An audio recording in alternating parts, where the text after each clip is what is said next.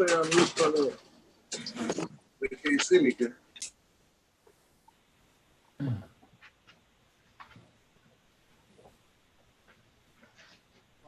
Okay, let's try it again, Mayor. All right, thank you, Mr. City Manager. We are here for our regular city council meeting, July 13th, 2020. This meeting, all right, thank you, Mr. City Manager. We are here for our regular city council meeting, July 13th, 2020. This meeting, all right, thank you, Mr. City Manager. We are here for our regular city council meeting, July 13th, 2020. This meeting.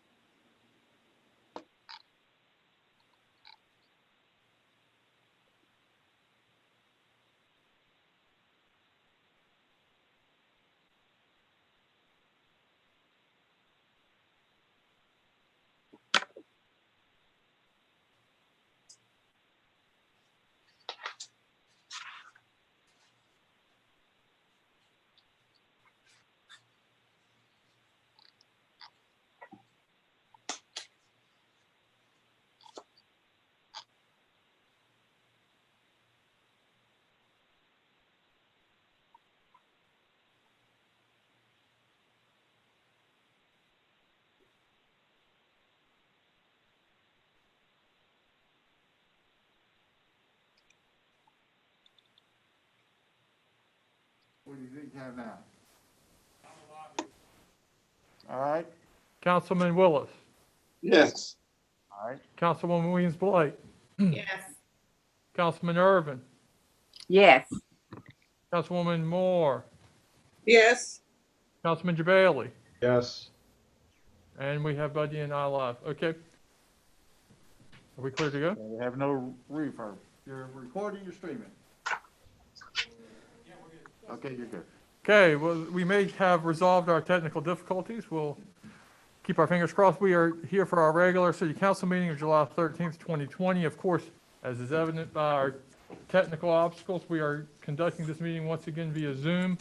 I do have today live with me Mayor Pro Tem Buddy Brand, who is appropriately distanced from me and here because my incapacity is probably imminent. And so we need to make sure we've got backup. Can we turn now to the invocation by Councilwoman Irvin?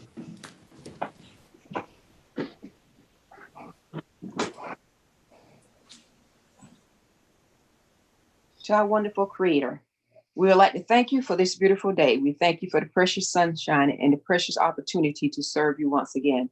We ask that you be present in this meeting to lead us with your wisdom and with your knowledge, that for those things that we cannot see, we know that you see. But we also ask for your grace and your mercy upon our land as we're suffering through this pandemic. We ask that you would lead us with wisdom and knowledge, that we will honor each other and protect each other. And we ask that we will soon see an answer to meeting the need to completely get rid of this virus, or at least find an answer to how we can protect ourselves better, that our bodies may build up immunity to this disease. So once again, you're welcome into this meeting today to have your way. Amen. Amen. Amen. I pledge Pledge allegiance allegiance to the flag of the United States of America and to the republic for which it stands, one nation, under God, indivisible, with liberty and justice for all. All right, thank you all for being with us. We have a thorough agenda here to complete today, so we'll plow right through it. But Octavia, while during those technical difficulties, we were able to determine that the Clemson-Carolina game being canceled does not operate as a forfeit in Carolina's favor. I'm sorry to tell you about that, but we'll do our best otherwise. The first matter for our consideration is approval of minutes. You have before you the minutes of the June 8th regular meeting and the June 17th special meeting. There's a motion to approve by the pro tem. Is there a second? Second. Second by Second. Councilman Urban. Discussion. Hearing none. All in favor, please indicate by saying aye. Aye. Opposed, like sign. Minutes pass unanimously. Next matter for our consideration is an appearance before council by Mrs. Shannon Kelly. Ms. Kelly will be participating via phone. We'll turn to her in a second for her comments, but her concerns deal with stormwater issues on North Lakewood Drive. She's spoken with staff about this issue, so before we hear from Ms. Kelly, Mr. Clint Moore is here, and we'll hear from him first. Thank you, Mayor. I am going to share my computer screen to give you all an idea of where this property is. And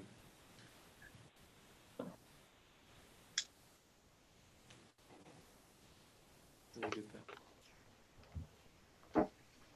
While Mr. Moore is working on that, Ms. Kelly has provided us with a number of videos. You all have been provided with all those videos and had an opportunity to look at them. I think Mr. Moore is going to show us some of the clips and some of those videos as well during his presentation. Yes, sir. Can everyone see the PowerPoint slide? Yes. Okay.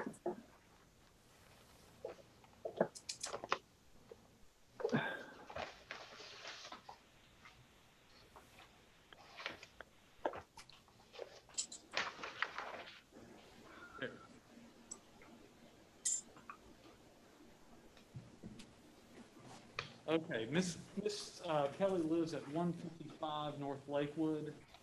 This is in the North Lakewood subdivision. This subdivision was developed in the late 1950s, early 60s, and this portion, kind of closest to Lowe's, tended to develop in the early 70s. Well, this is between Hoffmeyer Road and Lowe's department store. That's right. That's right. And this is Excuse me. Excuse me. Can everyone hear him clearly? Because I can't. Ma'am? He said no. We couldn't hear your question again. Say again, Councilwoman?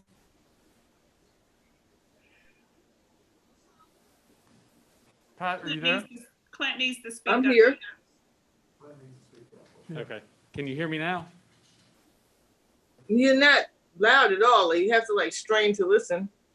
Can you hear me now? I can now. Okay. All right. We're adequately socially distanced, Clint, so you can go ahead and remove your mask.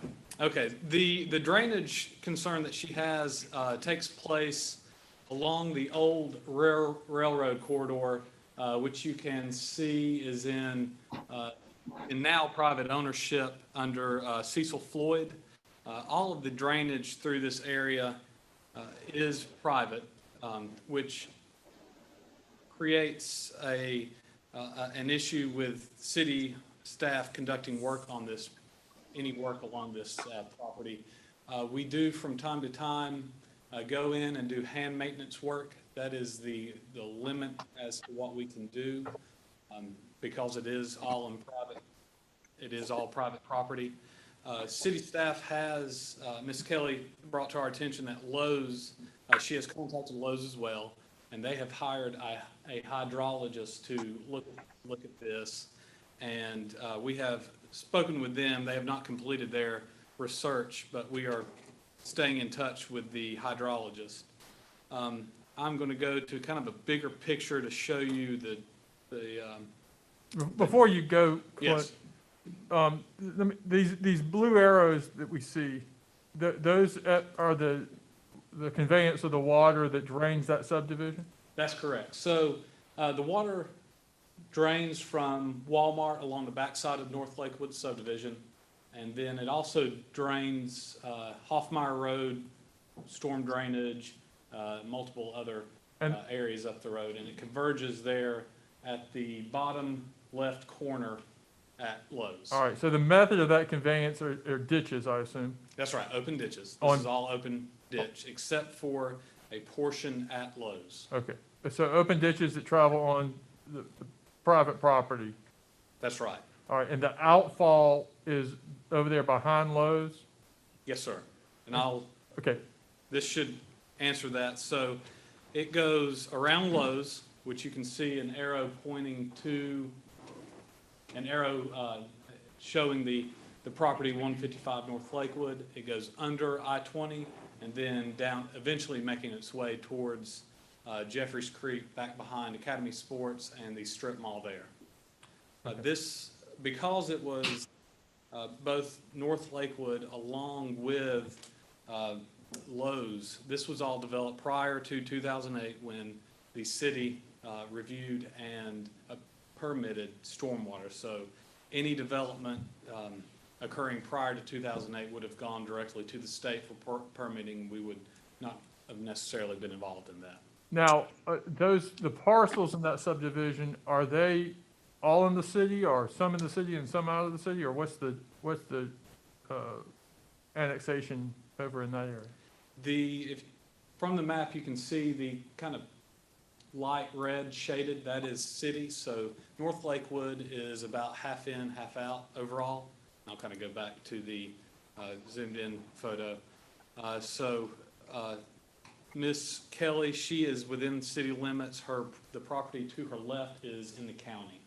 So this is partially in, partially out of the county. And when it was developed, it was all in the county, and then, so stormwater was permitted through the state? That's right. All this development occurred outside of the city limits.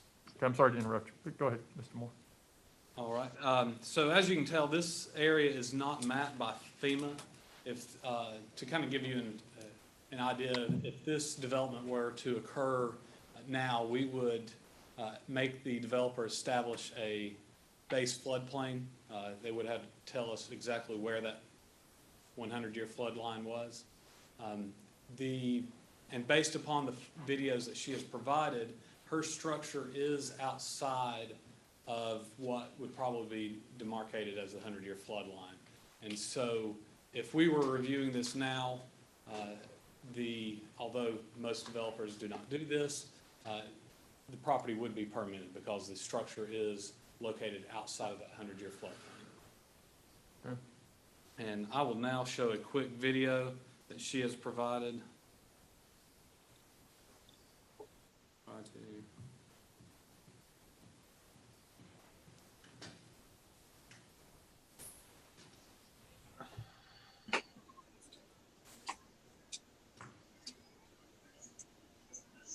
This video is from October 8th, which is Hurricane Matthew. It shows the extent of the flooding occurring then. Can everyone see the video? Yes.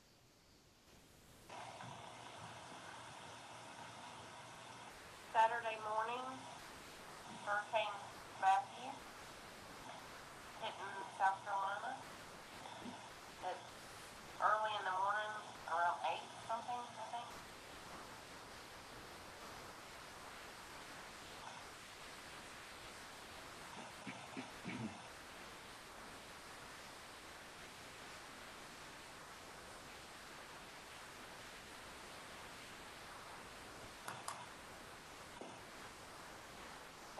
That is actually our bird bath.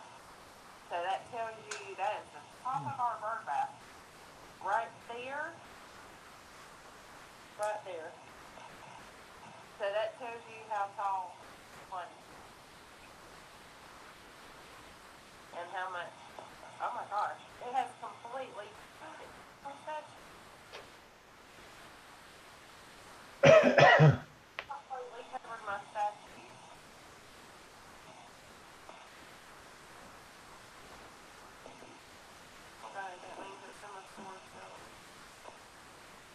It has completely covered right there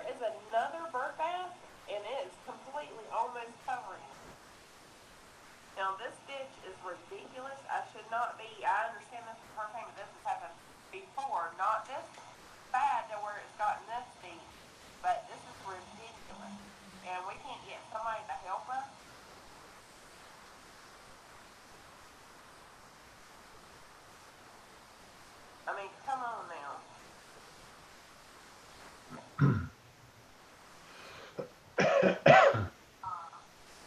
iron rods that you put in the ground, and that shows also how, I cannot believe it, almost covering the burn out.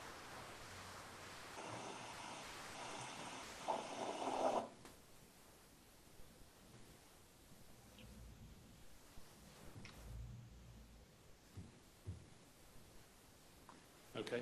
All I right, now, believe we have Miss Kelly on. now, before we go to Ms. Kelly, there were a variety that's one sampling of the videos. We, Yes, sir. as council members have received and staff received a variety of videos. We don't have time to go through all this today, but obviously that corresponded with a significant rain event in Hurricane Matthew. The other videos we have are from different dates. How do they line up with significant rain events like that themselves, or what's the distribution of those? Yes, so the first video, or the earliest video, was from December 22nd in 2015. This is a documented rain event. It rained approximately 4.5 inches over 1 hour, which would be what we call, or is often referred to as a 100-year rain event. And that is after our 15 to 20 inches of rain that we received in the large. The October 8th is, of course, Hurricane. We received 16 inches of rain, which is over 2 to 3 days, which is a 500-year rain event. And it should be noted that 2015 and 2016 are the wettest years on record in South Carolina. July 4th was another one of the videos. This was a documented rain event as well. It was called a heavy thunderstorm. It rained 2.3 inches in 30 minutes, which is around a 50-year rain event. And another video is from May 23rd of this year. And as we all know, May was a very wet year. But over the course of a few days, we had received 8.1 inches of rain. And then prior to that, earlier in the month, we had received about 7.5 inches. So those the 50 or 100-year rain? That's right. Very, very heavy rain events. And those rain events, even under today's regulations, would not be required to essentially control that. We asked the developers to meet a 25-year rain event. When designing Stormwater stormwater, bonds. but I doubt that development It was does not designed have, under those standards. no, not at all. There, at that time, in the 50s and 60s, there was no conveyance. That ditch is actually the railroad ditch, the old railroad ditch, so there would have been no regulation. There were no stormwater standards. Correct. All right, before we go to Ms. Kelly, are there any questions for members of Mr. Moore? All right, hearing none, can we patch Ms. Kelly in? Ms. Kelly, are you there? Hello?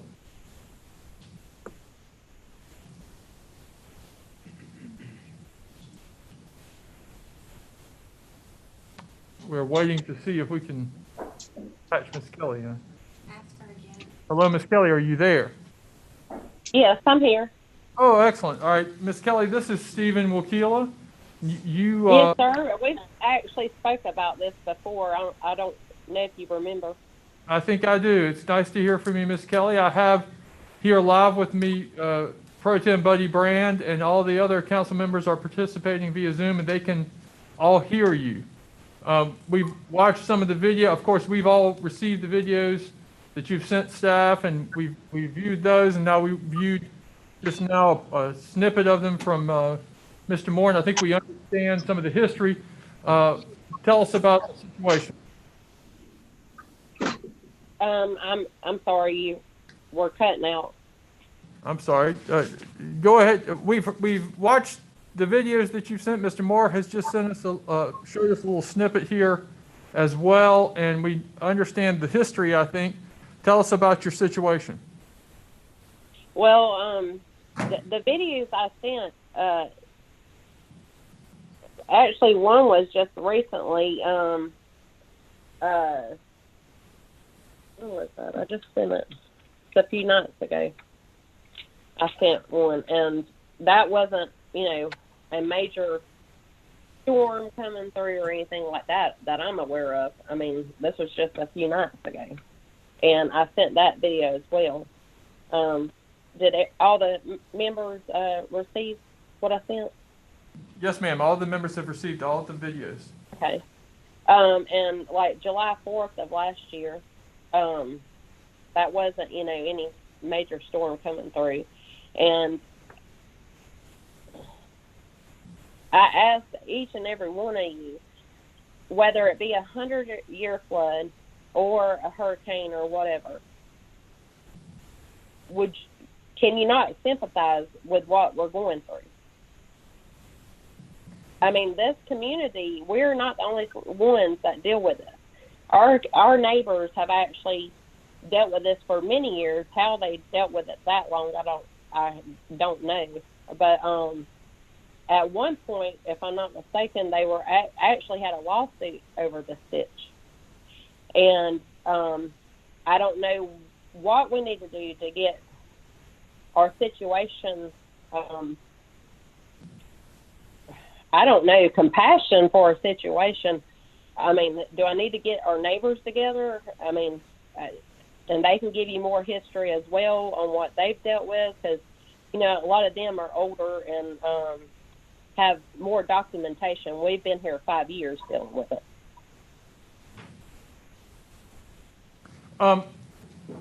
Ms. Kelly, in response to that, on behalf of council, myself, I would say, I think we certainly do sympathize with your situation, as does the staff. There are certainly flooding issues throughout this community that have frankly gotten worsened over the last several years as we've had more significant rain events and more frequent significant rain events. And that's also compounded by the fact that the elevation changes in Florence County are very little. I mean, over major spans, you have changes of just a few inches. We are largely flat. But the particular problem that we're confronted with from the city's perspective is, frankly, we don't have a whole lot we can do. This is a private conveyance of water in a privately owned ditch that serves a private neighborhood. It was developed in the county at a time before they had any stormwater conveyance standards. We currently do have stormwater conveyance standards for new construction, but frankly, even under our current standards, we require developers to design water conveyance for a 25-year storm. Many of the storms that you're dealing with obviously are more significant levels than that. Having said that, the city does and is willing to go into this ditch and try to hand clear it as we have in the past. But again, it's not the taxpayers' conveyance, and we don't control it, and we didn't design it or have any standards involved when it was designed. And so that's the situation you have. Now, that's not to say we're not sympathetic to your situation. It's not to say that staff won't certainly try and has continued to try to clear and hand clear that ditch as much as we have the ability to. But I do want to remind you, it is a private conveyance of water, and I want to distinguish that from a public conveyance. For example, along a city-owned road, we distribute water off of our roadways, and we move that water, and those are publicly owned conveyances, and we're certainly responsible for and do maintain and design those conveyances. And some of those were built before we had the kind of levels of rainfall that we have now, and we certainly have problems with those as well. But that's from the taxpayer's perspective different from the situation that y'all have over there, which is obviously very serious. My husband is also on the phone with us. Excuse me. I'm sorry. He would like to speak as well. His name is John. Yes, sir. Hey, you brought up the fact that the water from Hoffmeyer and from Walmart come into the railroad ditch. Walmart wasn't built in the 50s and 60s, neither was Lowe's. If you face our house, the house to our right, he has no flooding because when you go behind his house, that ditch is so much wider and deeper than ours. All we're asking is common sense, in my opinion, is to make the ditch wider, deeper, and bigger. And Lowe's is willing to work with us. The county's willing to work with us. And because we do have donut spots where the person next to us is in the county and we're in the city, I don't see why y'all are not willing to work with, other people to just make it bigger. I don't see what the problem is. And you guys do have the equipment to get back there because at one point, a sewer line broke, and I told Mr. Moore about this, and DHEC actually sent out the city to, well, he was supposed to clean out the ditch somewhat, but he actually ended up taking timber down. And anyway, so it really didn't help our situation. And I know if they can get into the woods where the railway is, that you guys, I believe y'all own it now, right? Y'all maintain it at least. No, I know that. That's not the case. See, and that is an issue. It's a significant issue because remember, still at the end of the day, what we're talking about here is spending taxpayer dollars to improve private water conveyance. And that's a significant issue. Okay, well, can I ask you? Go ahead. I'm sorry. Go ahead. No, ma'am, I didn't mean to interrupt you, but taxes are collected and spent for the public benefit and to benefit publicly owned infrastructure. It's certainly true. We've got a responsibility to go in there and maintain our water and sewer utility, and we have the equipment to do that. And if we don't, we contract with individuals who do. But that's not the case for privately owned property and privately owned water conveyance. So, as I said, we can certainly assist, and we go in there to the extent we can and try to clear stuff out. And if there are ways to partner going forward, we'll certainly consider those. But at the end of the day, this council has to be prudent with the expenditure of taxpayer dollars. And, we'd love to spend taxpayer dollars to fix problems on private property, but that's really not what we're charged to do or authorized to do. Let me ask you, last year, June of last year, you guys actually approved a budget, I believe it was like 38 to 40 million for storm drainage repair. Doesn't this fall into that funding? No, ma'am. First of all, we do have a stormwater utility. It doesn't have 38 or 40 million dollars in it, but we do have a stormwater utility. That stormwater utility, though, is intended to improve the conveyance of stormwater, public stormwater, and public conveyances, which there exist, right? I mean, as we said, we have public roads and we convey the water off of public roads. But what we don't do... Yeah, that are coming into my ditch. You're running public water, rainwater from Walmart and stuff into my ditch. And then you tell me it's a private matter. Well, but Walmart is privately owned, sir. But the roads are publicly owned, and the rain and all that comes off that the city is supposed to sweep and all that stuff, that all flows as well down into those drains that are, traveling into our private property. So how do you explain that? And I don't want to entertain a long debate here. We've got a large agenda, but the only I haven't done much of the talking. You have, so I mean, let's move forward. Then I'll do what I have to. We'll move forward. If I have to, I mean, I will be like the widow in the Gospel of Luke if I have to. Well, listen. Maybe you guys need to read that, Luke 18:1 through 8. Ms. Mayor, Mr. Mr. Mayor. Just one second, Council. The only public conveyance of water I'm aware of close to where you're describing is Hoffmeyer Road. That's a state road. And I think that the DOT conveyance handles the water that comes off of Hoffmeyer. However, if you don't believe that's the case and you believe one of your neighbors, including the state, is putting water on your property, there are ways to address that. Councilman Jabali. Yes. Ms. Kelly, Yes, sir. first off, I want to say that I think all council members join in being sympathetic to your situation. And I will speak personally that my house backs up to Jeffries Creek and, Yes, sir. and off of Wisteria. And it is on more than one occasion that I end up with water coming off of roads and every other public property that's out there flowing into Jeffries Creek. And during Matthew, Jeffries Creek was in my front yard. And I ended up with a kayaking off of my deck. I had a nice place to go kayaking from because the water actually was over the back of my fence in my backyard. So I understand exactly what you're saying about how the water can just infiltrate everywhere and become really just excessive. May I offer this as a thought? And that is, you had mentioned earlier that that you had already had some communication apparently with the county and with others to look into.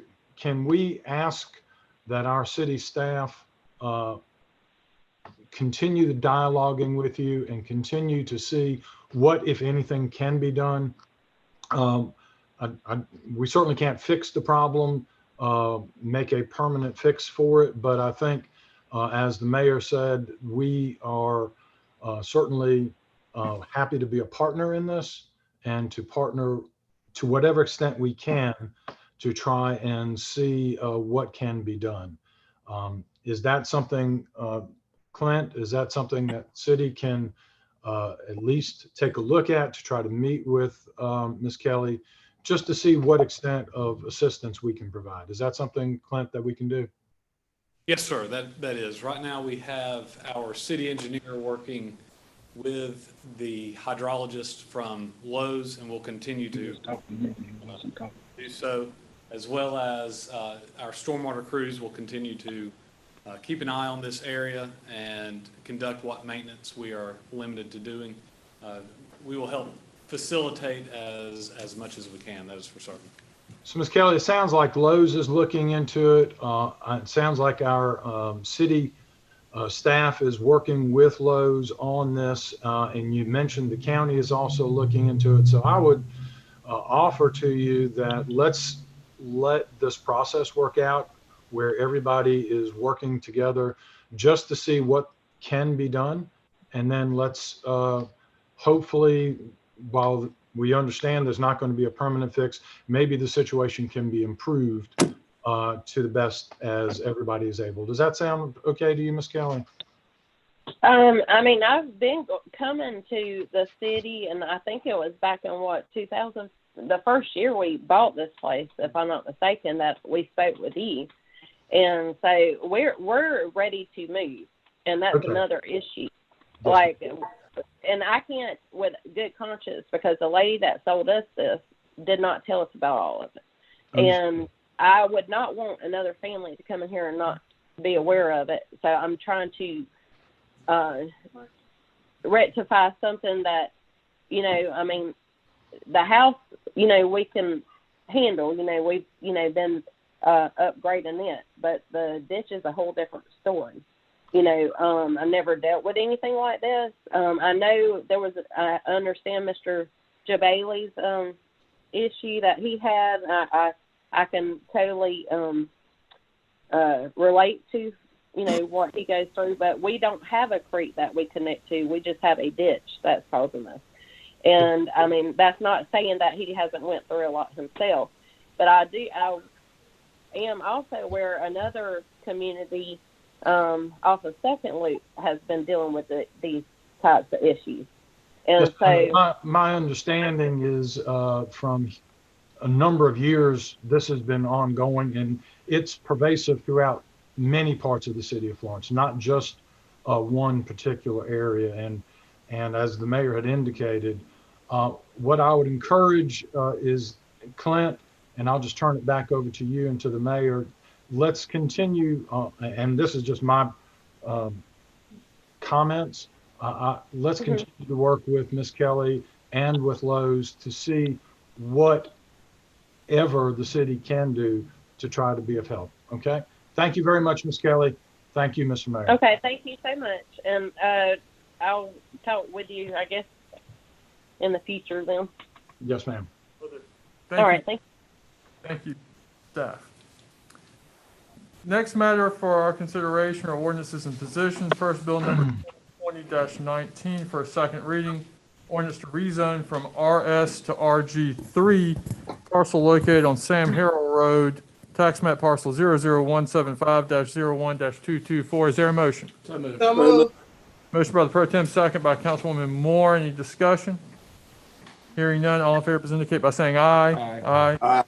Opposed, like sign. Measure passes unanimously. Next is bill number 2020-20 for a second reading, an ordinance to rezone from CG to NC4, two parcels located along East Chapel View Drive, tax map parcel 00152-01-119. Move to approve. There's a motion by the Pro Tem. Is there a second? So, Second by So Councilman moved. Bailey and Moore, I think I heard. Very well. All in favor, please indicate by saying aye. Aye. Opposed, like sign. Measure passes unanimously. Next matter for our consideration is bill number 2020-17 for a first reading, an ordinance revising the water and sewer rate schedule for the city of Florence, South Carolina. You all will recall, we have Mr. Yoakum here to present on this. You all recall this is before us previously. By way of history, every 10 years, the city establishes water and sewer rates for the next decade. And when we do so, we set in an inflation rate and we identify the rates as they're going to be for another decade. We did that shortly after I became mayor in 2009 or 10, and here we are again to reset those rates. The previous inflation rate that we had set in 9 or 10 was 3%.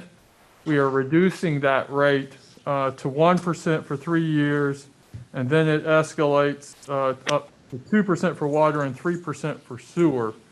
So there's a decrease in the inflation rate in the next decennial rate schedule. And that has been a product of requests by council members, including in particular Councilman Willis, who was concerned about those rates.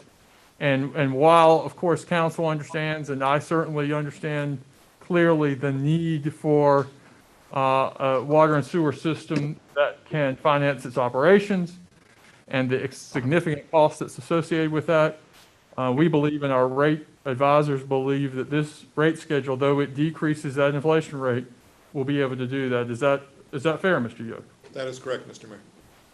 Mr. Yoakum has more to present to us on this, I'm sure, but before we get to that, is there a motion second so we can hear from Mr. Yoakum? Is there a motion by the Pro Tem? Is there a second? Second. Second by Councilman Willis. Mr. Yoakum. Thank you, Mr. Mayor and members of council. As the mayor has stated, the city has recently completed a contract with Willdan, who did another very thorough review of the city's utility system, looking at both water and sewer rates as well as expenditures over the next 10 years to include debt service. And in conjunction with staff and the desire of council, as the mayor has stated, the typical increase over the previous 10 years was a 2% increase in the water rates annually and a 3% increase in the sewer rates. It is the recommendation of staff and has been supported by the consultant that, as the mayor stated, the first 3 years, the increases will be reduced to 1% for water and 1% for sewer. And therefore, we present this to council for your approval. Thank you, Mr. Yoakum. There's been this motion, a second, any discussion? Hearing none, all in favor indicate by saying aye. Aye. Aye. Opposed, like sign. Measure passes unanimously.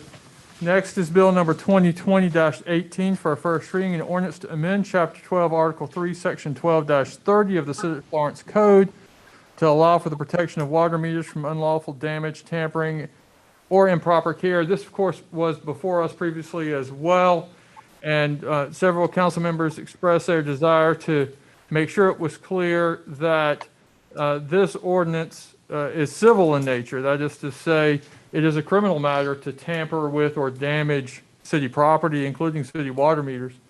But the only avenue that right now city staff has for individuals who maliciously damage city property is to bring criminal action. That's not very satisfying, obviously. We are not interested in that. We'd much rather have the taxpayers' property restored. And it hadn't been a particular issue in previous years because the water meters, frankly, weren't all that expensive. And they were durable. These were heavy copper devices that were fairly inexpensive in the neighborhood, $25, $50, something like that to replace. The current meters, as technology advances, it gets more flimsy and more expensive. And so the current meters are much more expensive. I want $200, $250, somewhere in that range, Kevin? The meter itself is about $120, and then the MXU device that we're installing as a part of our radio read system is about $150. So all in, you're talking between $250 and $300 for both pieces. Yeah. And therefore, it becomes a more pressing issue to the utility. So, but again, during our previous discussions, council made it very clear, and I think staff certainly understood it very clearly and intended in any event to move forward judiciously and to implement these civil fines in lieu of criminal action when possible, and only where there's this conduct that rises to the level that necessitates it. So, so we can hear from Mr. Yoakum with further detail and probably corrections. Is there a motion and second? There's a motion by the pro tem. Is there a second? Second by Councilman. Mr. Yoakum, what have I left out or messed up? No, I think you've spoken to the issue very well. Obviously, we do have some increased cost as far as these meters and the radio read devices being placed on the meters as part of the FlexNet project. Council has received in your packet a series of 3 different photographs that kind of that illustrate, give you some examples of the issues we deal with. One just shows where the pipe from the MXU to the meter itself, which houses the electronic connection between the 2 devices, was bent. One where the MXU was actually severely damaged. The top of it was just, just short of being torn off. And then the third was where the homeowner just took the lid off of the meter box and slung it across the yard and broke the wire between the MXU and the meter. Now, to speak to some of the issues that council had at the last meeting, the majority of our issues currently, as the mayor stated, we don't have many, but we've only replaced a little over 10% of the meters with these radio read devices throughout the city. So our concern is this may become a growing issue, not percentage-wise, but just in numbers. But right now, the majority of our issues, in fact, are with contractors, where a meter will get installed on a site where a new home is being constructed. We had one instance where the dirt that was used for the mortar for the bricks was dumped right on top of the meter box. We've had more than one instance where a truck or some other heavy piece of equipment was driven right over top of the meter box, damaging the meter box, the MXU, the meter underneath. And as the mayor has stated, currently our only remedy is a criminal remedy. So this would allow us to enact a civil remedy, and we're really not looking for a fine or penalty. We're just looking for reimbursement of the cost to replace the equipment.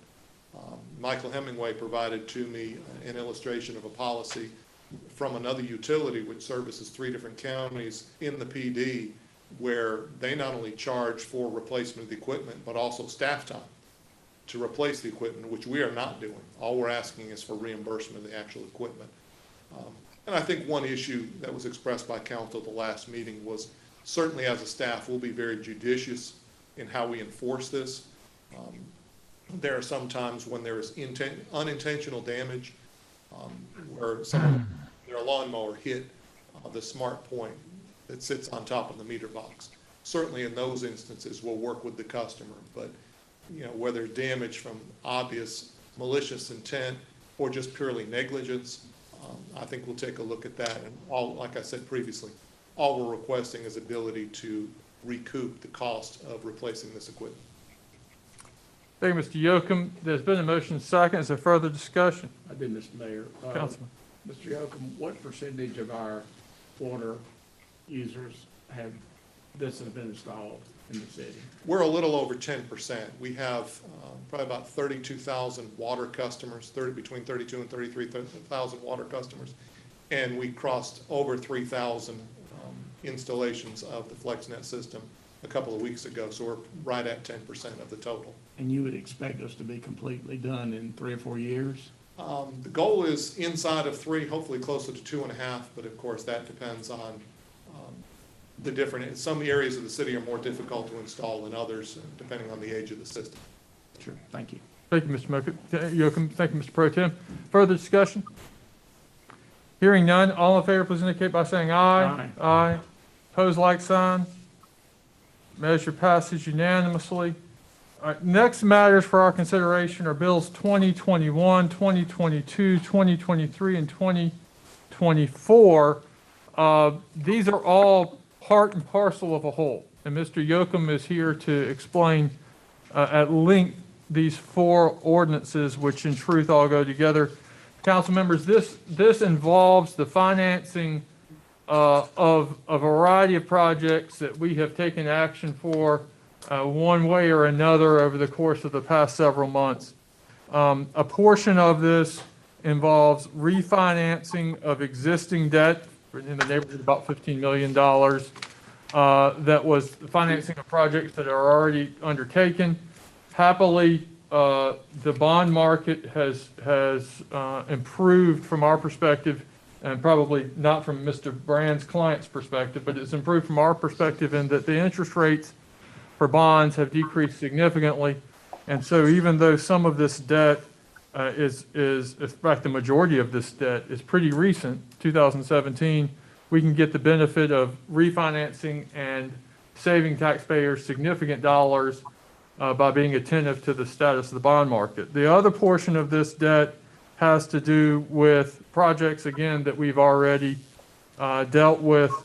A good portion of it is the permanent financing for the bond anticipation note that we borrowed in order to purchase property involving the project in and around the Florentine property, including parking deck and property purchase and so forth. Some of that has to do with the baseball project, the recreational projects were underway, as well as the theater.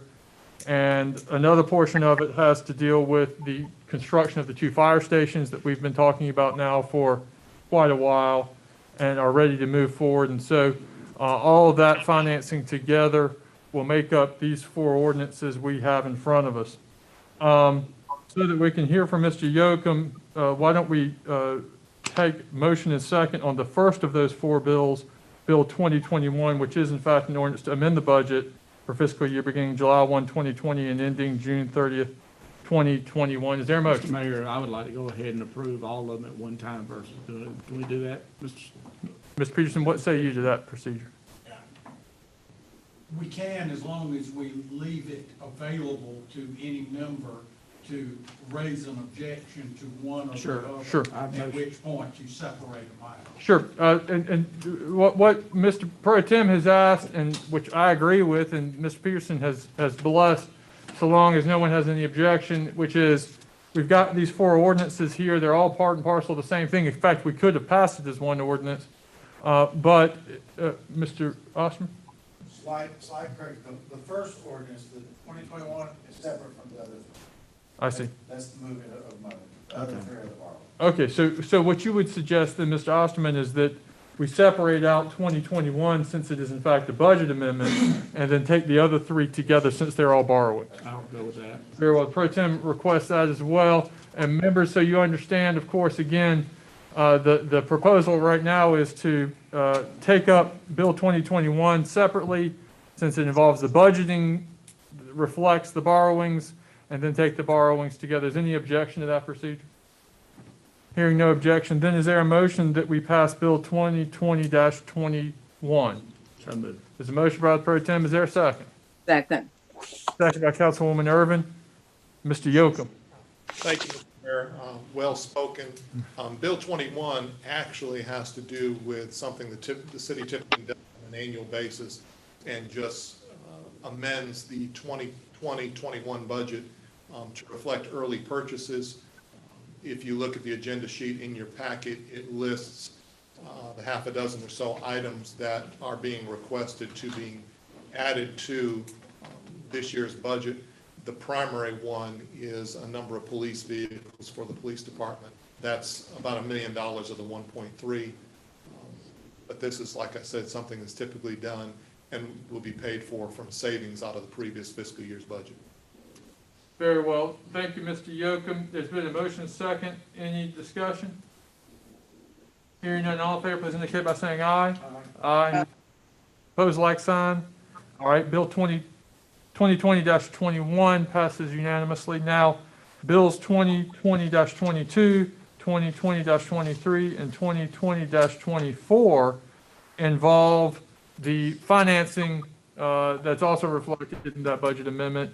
And the financing, as I just described previously, and Mr. Yocum will describe more thoroughly, is there a motion that we pass 2020-22, 2020-23, and 2020-24 together? So moved. There's a second. I think that came from Councilwoman Moore. Yes. Very well. Mr. Yocum. Thank you, Mr. Mayor. And we also have, via audio if necessary, Charlton Desassour, our bond counsel from Hainsworth firm in Charleston, should he be necessary to the meeting. As the mayor has stated, Bill 22 is to approve the issuance of installment purchase revenue bonds in an amount not to exceed $40 million. The purpose of these bonds is to, as the mayor has stated, refund the bond anticipation notes that were used to purchase the property across the street from the city center, also to build a parking garage, and also to do the downtown theater, and also to add some funds to the athletic complex next to the tennis center, primarily for the construction of the baseball stadium. During the process of putting this financing together, our underwriter and our finance advisor both looked at the current market and determined that the $15 million installment purchase revenue bonds issued back in 2017, the rates have dropped sufficiently. We still have about $13.5 million of principal remaining on those bonds, that in conjunction with the financing for the new money, we could go ahead and refund these bonds and save the city approximately $675,000 over the remaining life of those bonds. Bill 23 is for the issuance of general obligation bonds in an amount just over $6 million. And as the mayor has stated, this is for the construction of 2 new fire stations. One is the relocation of the Ben Dozier Fire Station, station number 4. The second one is the construction of a brand new station on the west side of the city to improve current response times and make sure response times stay as they should over the future as that part of the city grows, as well as the purchase of apparatus for that new station. The third bill, Bill number 24, again in conjunction with this original money, financial advisor looked at our current position on other bonds, and there's a bond that was issued for over $5 million back in 2010 for a number of projects that still has a little over $2 million left on it. And if the market continues to hold, we will go ahead with this financing. Right now, as rates are, it appears we will save $80,000 over the remaining life of these bonds, which only has about 3 or 4 years left to run. But it provides us another opportunity to save the city a little bit of money. So as the mayor has stated, those 3 bonds put together a fairly attractive financing package for the city. What kind of rate, Kevin, do you look to get on this bid once we set it out? It depends on where rates move between now and when we're going to actually sell it late August and price the bonds, particularly installment purchase revenue bonds, since that's the largest of the financing. Will probably be somewhere between 2 and 2.5% over 20 to 25 year period. We're going to, yeah, it's the, and the terms are going to be a little bit different. We're going to stretch out the term on the parking debt probably to 25 years. The other, since it's such a good facility that would last 40, 50, 60 years, the other pieces will probably only go out 20 years. But, you know, like the Mayor Pro Tem has said, 2 to 2.5%. It's just, we never thought we'd see it, and here we are. Add a little bit for the rest of us, okay? You know, it's an extremely good point, Mr. Pro Tem, because Mr. Yocum and Mr. Osterman and the entire staff should be congratulated, as well as Mr. Desher at home and our financial advisor, that, you know, the city is very conservative on our tax levels. We are very conservative on the length of debt that we borrow. We tend not to borrow debt for long periods of time. We tend to shorten those debt periods. And as a result, we've got debt that's falling off. We can reborrow based on same revenues on new debt. And because the staff is so attentive to interest rates, at the same time, they're saving over $750,000 to taxpayer because of the improvement in the interest rates. I don't know how you can be more fiscally prudent with the taxpayer dollar than that, Mr. Pro Tem. So we congratulate you for that, Mr. Yocum, Mr. Osterman, the entire staff, and those of us participating by phone. Is there further discussion from council on this issue? Hearing no further, and having agreed to take bill number 2020-22, 2020-23, and 2020-24 together, and there being motions and seconds to approve all three, all in favor, please indicate by saying aye. Aye. Aye. Opposed, the like sign. Very well. Bills 20-22, I'm sorry, I have messed this up more than once, haven't I? 2020-22, 2020-23, and 2020-24, all three passed unanimously for the record. Council is to be congratulated and staff is to be congratulated. That is an enormous financial undertaking, enormously successful financial undertaking that provides extraordinary benefit to the people of this community at very low cost. So thank you for that, Mr. Yoke. Yes. Next matter for our consideration is Bill 2020-25. That measure will be taken up in executive session if the council sees fit, so we'll hold that until after executive session. Next bill is 2020-26. This is an emergency ordinance for first and final reading. This is an ordinance to ratify the proclamation of July 2nd, 2020, made by myself and the city manager, requiring individuals to wear face coverings in retail and food service establishments and matters related thereto. This ordinance would simply ratify the language of that proclamation that you all have received, but I think, Mr. Peterson, it makes one small change, and that it clarifies that by retail and food service, we mean places of public accommodation or words to that effect? That is correct. And that's response to questions we've had about. That's exactly right. Very well. It didn't change the definition. It just changed what we call. And in your view, did it have any effective change on the effect of the? It did not. Very well. Is there a motion? So moved. The motion by the Pro Tem, second by Councilwoman Irvin, and more discussion. Hearing none, all in favor, please indicate by saying aye. Aye. Opposed, like sign. Measure passes unanimously. Thank you, members. Next matter for our consideration is Resolution 2020-16. This also is a resolution approving a conditional granting agreement, which will be taken up after executive session. Next matter for our consideration then is reports to council. First is appointments to boards and commission. Staff has requested this matter be deferred. And we, unless there's objection, we certainly will accommodate that and let Mr. Davis do the work of identifying some qualified folks so council can better make these appointments. Very well. Hearing no objection, we'll move to the second report to council, which is an update on the 2020 census. And Mr. Dudley approaches the podium for that purpose. Thank you, Mr. Mayor and Council. I did want to provide a brief update on the 2020 census and provide some information going forward and some information you can share with your communities. The Currently, the Census Bureau is operating on a 120-day delayed schedule due to the current pandemic. And they are, I've got an outline of their schedule. Starting here in a few days on July 16th, they are going to begin home visits in certain communities. These extra community, or these communities do not involve the city of Florence, but they are doing this kind of as a test. They are going to implement current social distancing. I'm assuming they're going to be wearing masks and going out into the communities. If this goes well, then beginning on August the 11th, and then to conclude by October 31st, they will be conducting their typical nationwide campaign, going door to door to solicit individuals to complete their census.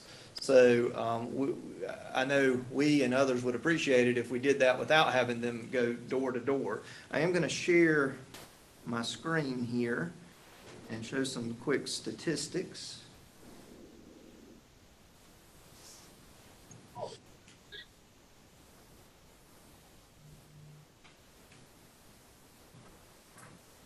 And countywide, or in the United States, the current response rates as of July 8th, nationwide, it's at about 62%. Within South Carolina, it's at 56.4%. And Florence County, it's 56.6%. And within the city of Florence, it's at 59%. So currently, within city limits, 4 out of 10 individuals have not completed their census. So obviously our goal is 100%. So we've got a little bit of work to do in the city. Not horrible compared to the nation, but again, we do have a lot of work to do in the coming months. Also provided in your packet that was sent out is a map of the county, and it does show by census tract and by municipality the various districts we needed to work in. With the lighter kind of beige color being and the kind of orangey color being some of the lower response rates, as low as 30 to 40% in some of our areas within the city. So I would urge you to look at that. If you know individuals that live in these communities or have influence upon these communities, please reach out to those individuals. And I'm going to quit sharing my screen here and speak. Also, within your packet are 2 other items. It's a brochure and a flyer. We do have a few hundred of these left in our office, and I'd love to be able to print more. I will be printing more of these. So if any council member would like any of these materials to hand out in their community or to strategically place these within their community, we would be glad to provide those.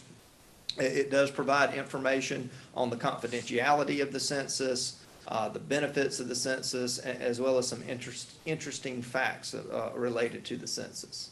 And this concludes staff's report. Thank you, Mr. Dudley. I would just add, and I know that council echoes this for those of you at home, a perfect example is recently the Congress, in response to the COVID-19 crisis, passed the CARES Act.